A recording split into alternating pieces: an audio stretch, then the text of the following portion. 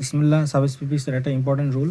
অনেক সময় আমরা দেখে থাকি যে books, rolling stone, cleaned shoes আর to play football is good for health. তো এখানে দেখা যাচ্ছে যে এই যেই শব্দগুলোতে দাগ দেওয়া আছে এগুলো হচ্ছে সব নাউন। এখানে নাউনের বিষয়টা হচ্ছে যে যখন নাউন বসে ঠিক তার আগের শব্দটার সাথে এই যে আইএনজি হয়েছে, তারপর আইএনজি হয়েছে, তারপরে একটা পাস্ট পার্টিসিপল হয়েছে, তারপরে টু থাকার কারণে এখানে ইনফিনিট যেহেতু বসছে, ইনফিনিটি টু হচ্ছে ইনফিনিটিভ বলা হয়। টু এর কারণে এখানে প্লেতে কিছু হয়নি।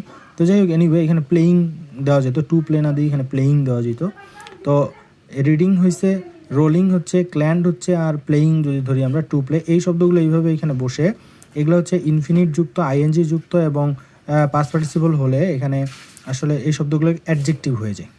তো অ্যাডজেক্টিভ সবসময় নাউনের আগে বসে, অ্যাডজেক্টিভ সবসময় নাউনের আগে বসে। তো এখানে আমাদেরকে বুঝতে হবে যে কোনো শব্দ আমরা যদি নাউনের আগে বসাই, যদি আগে কোনো শূন্যস্থান থাকে তাহলে সেখানে আমাদেরকে সেটাকে অ্যাডজেক্টিভ করে নিতে হবে।